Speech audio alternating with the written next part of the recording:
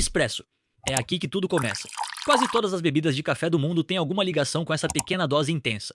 O espresso surgiu na Itália no início do século XX, desenvolvido pela indústria de máquinas a vapor que buscava uma forma de preparar café individual e rapidamente para trabalhadores urbanos.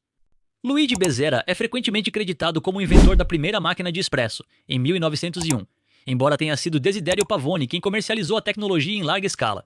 O preparo funciona forçando água quente sob alta pressão, menos cerca de 9 bars menos, através de café moído muito finamente, em apenas 20 a 30 segundos. O resultado é um líquido denso, encorpado, coberto por uma fina camada de espuma avermelhada chamada crema, que carrega boa parte do aroma da extração. O sabor é intenso, com leve amargor e uma complexidade que permanece no paladar bem depois do último gole. Americano. Durante a Segunda Guerra Mundial, soldados americanos estacionados na Itália se depararam com o espresso e acharam a bebida forte demais para o que estavam acostumados. A solução espontânea foi diluí-lo com água quente, chegando a algo mais próximo do café que tomavam em casa. Os italianos observaram o hábito, começaram a reproduzi-lo para os visitantes e chamaram a bebida de café americano. O nome ficou e viajou pelo mundo junto com a bebida. O preparo é direto. 1 ou 2 doses de espresso são combinadas com água quente, geralmente em proporção que resulta numa xícara maior e menos concentrada. A ordem em que os elementos são combinados importa mais do que parece. Adicionar a água ao espresso preserva a crema na superfície. Fazer o contrário a desfaz completamente.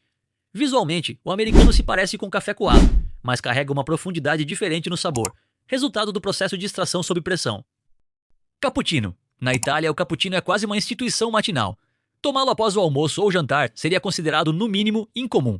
A bebida tem raízes no Império Austro-Húngaro, onde existia uma versão mais antiga chamada Kapuziner, feita com café e creme. A versão italiana moderna se consolidou no século XX, após o aprimoramento das máquinas de espresso. O nome vem dos frades capuchinhos, ordem religiosa católica fundada no século XVI.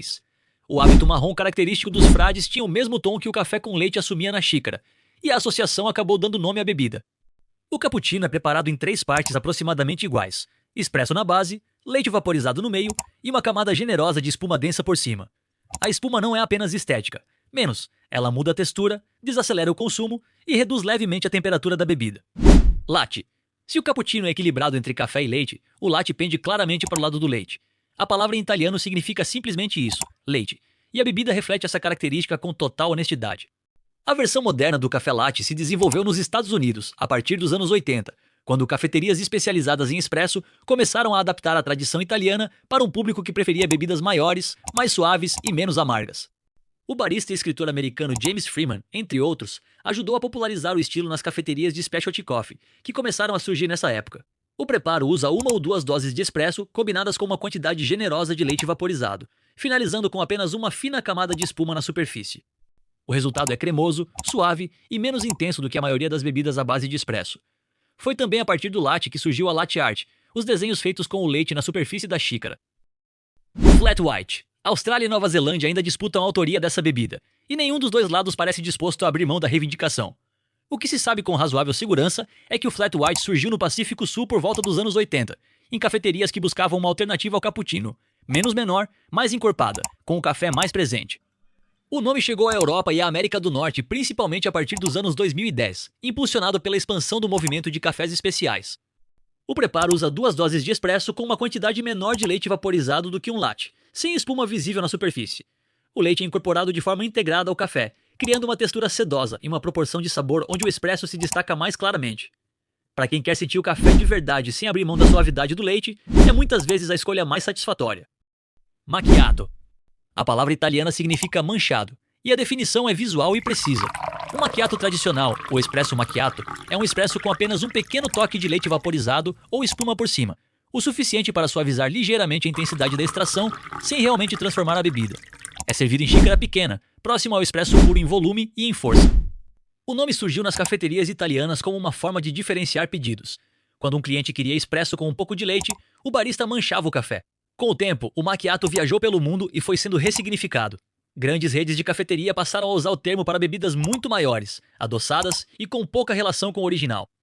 Hoje existem basicamente 2 versões em circulação: o macchiato italiano, pequeno e discreto, e o macchiato comercial, que é uma bebida completamente diferente compartilhando apenas o nome.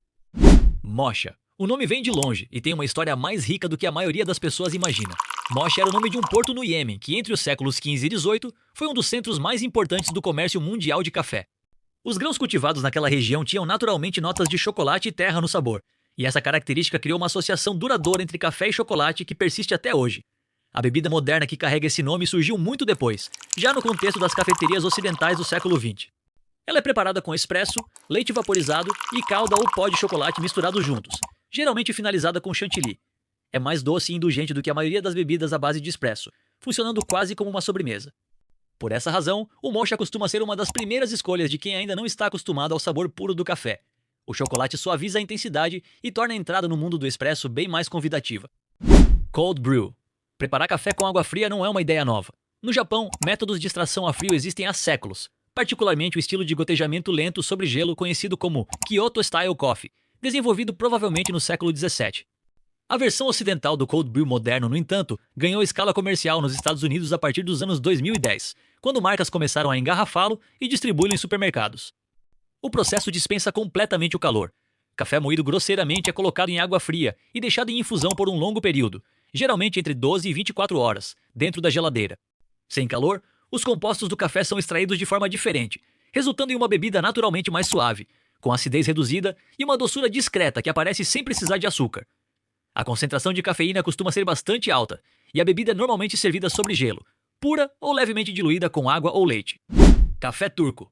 Poucos métodos de preparo têm uma história tão longa e uma presença cultural tão consolidada. O café turco surgiu no Império Otomano no século XVI, quando o café chegou à região vindo do Iêmen e da Etiópia, e rapidamente se tornou parte central da vida social. Os primeiros estabelecimentos dedicados exclusivamente ao consumo de café, os chamados kahvehaneler, menos abriram em Constantinopla por volta de 1554 e se espalharam pela Europa nas décadas seguintes.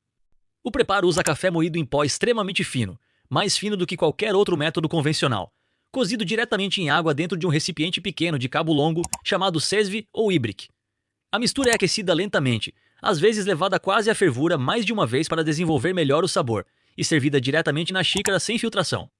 A borra se deposita no fundo e faz parte da tradição. O nível de doçura, menos sem açúcar, levemente adoçado ou bem doce, é definido antes do preparo, não depois.